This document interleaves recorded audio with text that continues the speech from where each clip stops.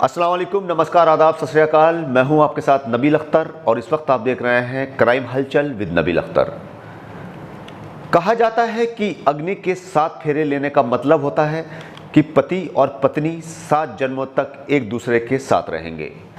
मंगलसूत्र एक रक्षा कवच होता है जिसमें पति वचन देता है कि वो जिंदगी भर उसकी हिफाजत करेगा, लेकिन जब रक्षक ही भक्षक बन जाए तो कोई क्या करे। आज की कहानी एक ऐसे राक्षस पति पर आधारित है जिसने 7 जन्मों तक साथ निभाने का वादा करने के बाद भी अपनी पत्नी को 10 साल भी बर्दाश्त नहीं किया और इतनी बुरी मौत मारा कि अगर शैतान भी उसकी ये हरकत देख लेता तो वो भी तौबा कर लेता। पति और पत्नी के पाक रिश्ते को शर्मसार करने वाला एक मामला सामने आया है, जिसमें एक पति ने अपने भाइयों के साथ मिलकर पहले पत्नी को मारा पीटा, दांतों से काटा और फिर उसके प्राइवेट पार्ट में बेलन डाल दिया, जिससे उसकी मौत हो गई। दिल को दहला देने वाला यह मामला उत्तर प्रदेश के फिरोजाबाद में सामने आया है, जहां पर रेशमा नाम की लड़की की शादी फिरोजाबाद के गांव अकलपुर के रहने वाले सुरजीत सिंह के साथ 10 साल पहले हुई थी। शादी के बाद से ही सुरजीत रेशमा को मारता पीटता था। जो जो इनकी शादी के साल बढ़ते गए, रेशमा पर जुल्म भी बढ़ते चले गए। सोमवार को सुरजीत शराब के नशे में लड़खड़ाता हुआ घर में दाखिल होता है और अपने भाइयों को बुलाता है। उनके सामने ही वो रेशमा को गंदी गंदी गालियां देनी शुरू कर देता है, उसके चरित्र पर उंगलियां उठाता है और फिर अपने भाइयों के साथ मिलकर रेशमा को रस्सी से बांध देता है। इतने से भी उसका दिल नहीं भरा तो उसने अपने भाइयों के हाथों में डंडे थमा दिए और रेशमा को मारना पीटना शुरू कर दिया। उसने अपने दांतों से रेशमा के जिस्म को कई जगहों से काट दिया, जिससे वो बुरी तरह से जख्मी हो गई। जब रेशमा की पिटाई से अधमरी हो गई तो सुरजीत ने उसके सारे कपड़े उतार दिए और किचन की ओर बढ़ा। वहां से उसने रोटी बनाने का बेलन उठाया और रेशमा के प्राइवेट पार्ट में डाल दिया। रेशमा दर्द से कराह उठी और उसकी मौत हो गई। इसके बाद इन्होंने रेशमा को कपड़े पहनाए और उसको चारपाई पर डाल दिया।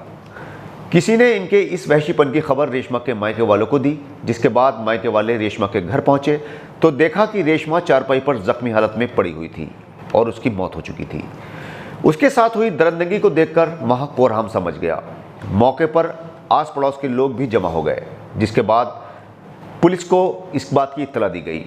पुलिस भी मौके पर आ पहुंची और रेशमा के शव को पोस्टमार्टम के लिए भिजवाया गया। सबसे ज्यादा हैरानी की बात यह रही कि पुलिस शुरू में इसे गैर इरादतन हत्या मानकर चल रही थी।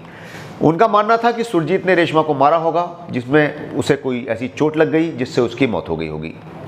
लेकिन जब पोस्टमार्टम रिपोर्ट पुलिस के सामने आई तो एक बार तो पुलिस की आंखों के सामने भी अंधेरा सा छा गया।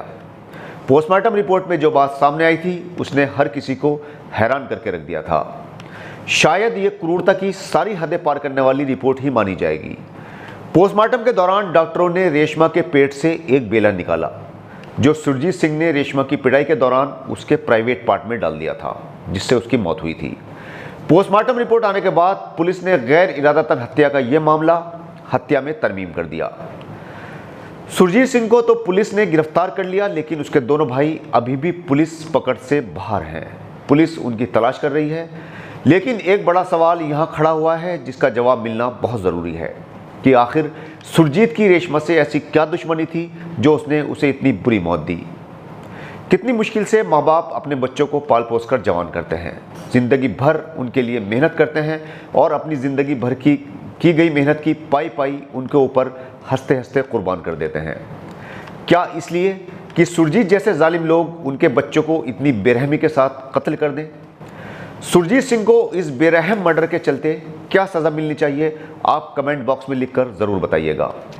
और इस वीडियो को इतना शेयर कीजिएगा कि ये न्यायपालिका तक ये बात जा पहुंचे और कोई भी जज इस कहानी को सुनने के बाद सुरजीत सिंह को जमानत न देकर उसे फांसी के तख्त तक पहुंचाने का काम करे, ताकि फिर से कोई सुरजीत किसी रेशमा के साथ ऐसा इंसानियत को तार तार कर देने वाला काम न कर सके।